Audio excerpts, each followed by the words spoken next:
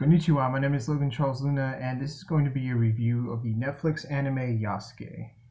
So, Yasuke is the anime made by Studio Mappa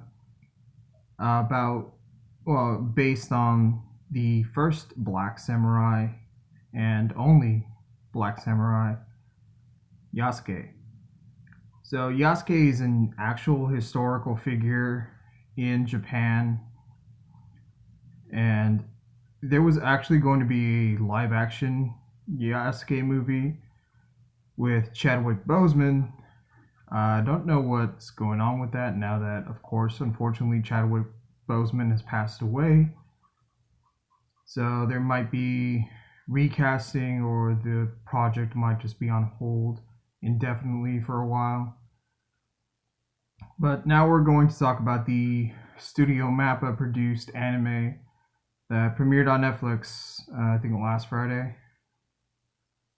So Yasuke in this anime tells the story of course, the titular character, as he now no longer is a samurai under Oda Nobunaga. He's trying to live his life as a simple fisherman, but shenanigans ensue. Yasuke has to help a little girl with magical powers defeat the evil daimyo, and so on and so forth. It's a very generic, reluctant hero storyline. And to be honest, the flashbacks with Yasuke as a samurai under the rule of Oda Nobunaga was way more interesting than the mech and magic craziness that was going on in the background. For most of it, it felt like just a regular historical anime. Like you were really going into the story of this historical figure, and then they just add weird stuff to spice it up a bit, to really animate, because it's not an anime unless there's cute magical girls, giant mechs, and evil sorcerers, which have kind of just been like the most annoying tropes in an anime for the last few years.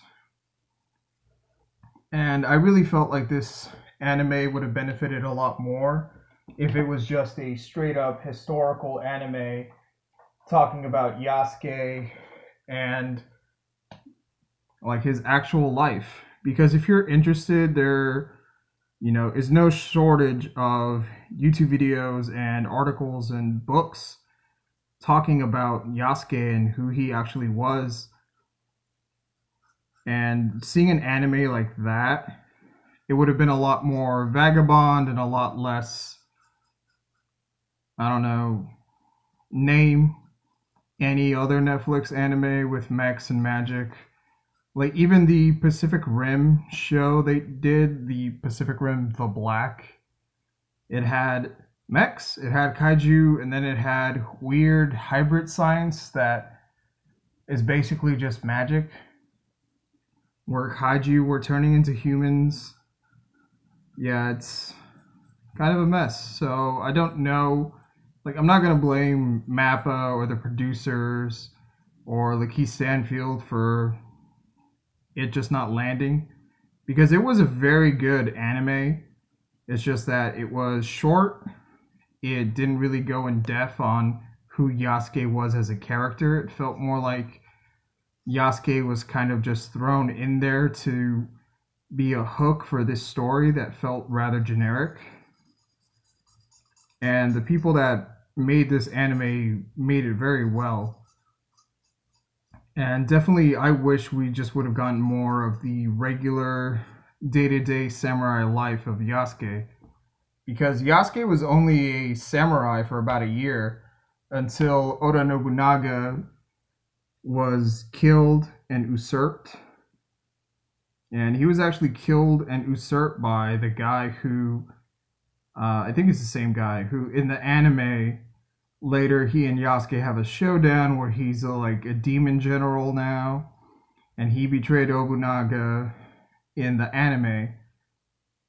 And if it's the same character, he betrays him in true to the story of Yasuke. And so the reason Yasuke's story is very interesting to most people is not only because he's the one and only black samurai, but because Yasuke's story kind of just ends, but it doesn't really end. So after the fall of Oda Nobunaga and the fall of a different stronghold that the Oda clan had, where Yasuke was protecting the son of Oda Nobunaga, Yasuke's the son of Oda Nobunaga committed seppuku, and then Yasuke was expected to commit seppuku after because they were doing the honorable thing. However, Yasuke isn't Japanese. He's from a different country, and he didn't understand that that was what he was supposed to do, because Yasuke is from, it's believed that he's from northern Africa, like that's where he would have been from. Where exactly he was from is unknown because, one, there's not really like detailed records about stuff like that. Two, it was during the 1600s, like the 1500s. So not a lot of what was going on would have been documented and kept. Mainly because even countries like Germany didn't exist until like the end of the 1600s, but people knew it as Germany and stuff like that, but it wasn't Germany proper or official until like the end of the 1600s. And so the best people know is he's from one of the he's from the northeastern area of Africa, and he was taken into slavery while he was a young boy, and he became a soldier for a family in India. Then he became a bodyguard, and Yasuke, like most bodyguards who served rich noble families in India, he actually earned his freedom, and he just kind of became like a professional bodyguard. So Yasuke was a bodyguard to one of the Jesuits that would go over to the port in Japan where they would have trades with mainly European countries like Portugal and I think the Dutch. But yeah, so Yasuke was one of those guys' bodyguards. And when Oda Nobunaga saw Yasuke, he couldn't believe it. Like, because at the time, the average height for a Japanese male would have been around like 5 foot tall. And Yasuke was 6'2". Now, you're probably thinking, like, that's not that big. Like, it's like pro wrestlers are usually built like 6'3", 6'4", and they're jacked. But, you know, to them, Yasuke was something different, something like no one had ever seen. And some people actually had seen, like outsiders, like people of different races and different cultures at the port. So to them, it was no big deal. But to Oda Nobunaga, he was like, who the hell is this guy? So he became like immediately intrigued and fascinated by Yasuke and the fact that Yasuke, you know, unlike most African Americans, he was freed. He wasn't a slave. He was a bodyguard. So then he hired Yasuke to be his bodyguard, and he and Yasuke got close. He treated Yasuke like he was his son, and then Yasuke was given land and he was given the title of samurai after he proved himself in battle with the sword. And for Yasuke, you know, this isn't anything different than what happened in India when he was a soldier over there. But the thing was, Yasuke didn't fully understand the culture of Japan. And that kind of met with being ostracized and kind of pushed to the side by some of the other generals in Nobunaga's ranks. And they treated him horribly. Not as horribly as when he was a slave, though, but they definitely treated Yasuke with prejudice and hatred. mainly though because he was in Japanese, and Yasuke just didn't understand it, and he, quite frankly, didn't care for most of it, and he just served his duty working with Oda Nobunaga. And once Oda Nobunaga was taken out of the picture, and that general ruled over as the shogun for 11 days, yeah, really short reign, Yasuke was eventually returned to the port because he didn't want Yasuke to commit harakiri or seppuku. He wanted Yasuke to leave. So instead of like executing Yasuke or making him take his own life, he deported Yasuke. And Yasuke didn't really see it as like a big deal. He's like, okay, I'm not allowed to go to Japan anymore. I'll just go back to what I was doing before, being a bodyguard for the Jesuits. So he goes back to the port, and the Jesuits are relieved that one, Yasuke is alive, and two, he's kind of just like unharmed, which is very rare. So the very hatred this person had for Yasuke is ultimately what saved his life. Because there were many samurai that were just beheaded, and head taking ceremonies were held to present to their lord. And Yasuke just kind of avoided all that because, in their eyes, he wasn't Japanese. So there was no honor in killing him. And it's kind of the same like in Mortal Kombat when, for the new Mortal Kombat movie on HBO Max, where Melina refuses to kill Sonya Blade because she says, you know, she doesn't have the mark, there'd be no honor, no meaning in her death. And Sonya's like, whatever. Like, I don't die, that's cool. And I feel like Yasuke kind of had the same attitude, like, alright, I don't care.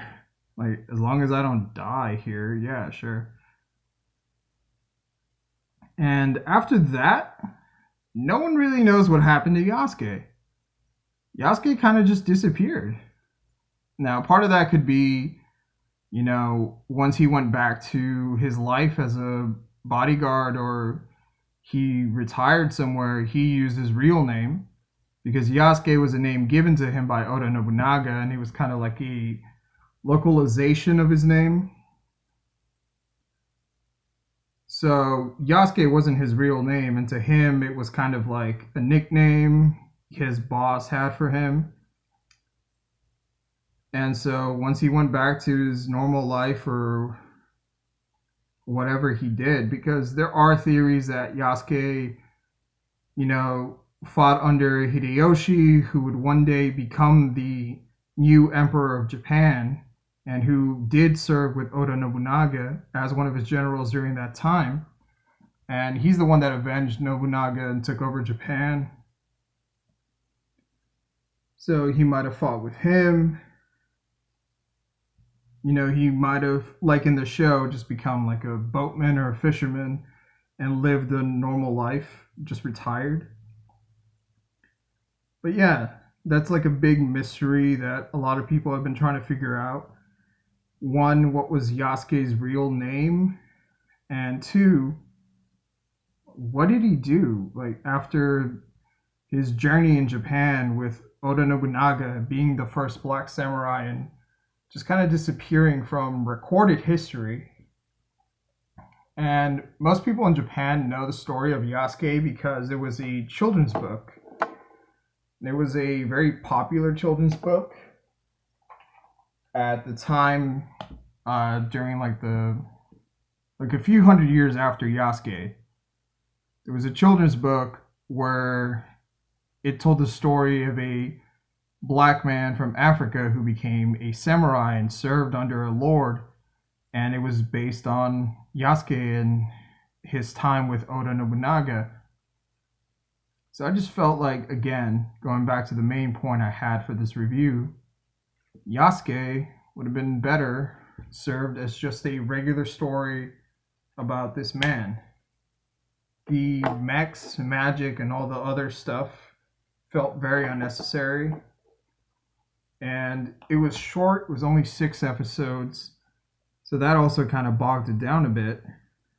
Other than that, really no complaints. Like there have been worse animes about samurai and stuff like this, and Yasuke wasn't bad. It was just kind of like underwhelming. The music was great. The opening, Black Gold by Flying Lotus, featuring some other artist. I really like it. Like I listen to that opening every now and then. It just kind of stuck with me. Like it's a really cool song, and like the opening itself is very trippy, and the visuals are crazy and all over the place, and it's just really cool. But yeah, I'm just kind of rambling on, hammering the same point that it should have just mainly focused on Yasuke and who he was, rather than Yasuke being sort of a plot device. And it's not necessarily a bad thing because it's happened with many other characters like Din Djarin on The Mandalorian and Logan and Wolverine in the movie Logan. And of course, it's like it always goes back to the classic tale of Cub and Wolf, or Wolf and Cub, where it's this stoic, badass warrior who's been through hell and back, sees salvation and redemption within helping a small child find their way back home or find true freedom or happiness or what have you. And Yasuke was another one of those stories, and again, I just felt like it would have served better if it was more grounded in reality and Yasuke's actual story, because his actual story is very interesting.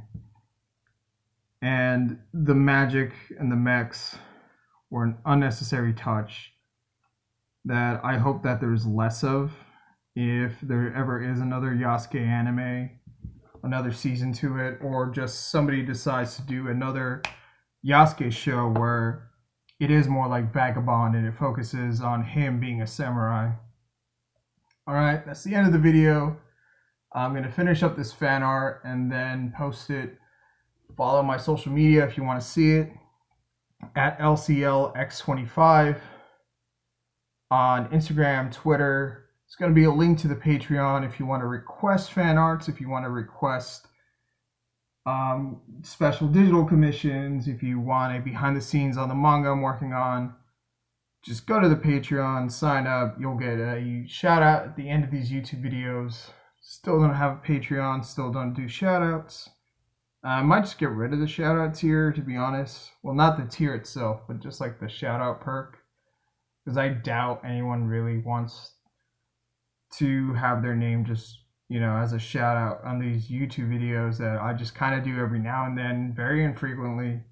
This is just a hobby. I really don't expect anything from these YouTube videos other than I'm just drawing and talking for a bit. So, it's the end. Sayonara.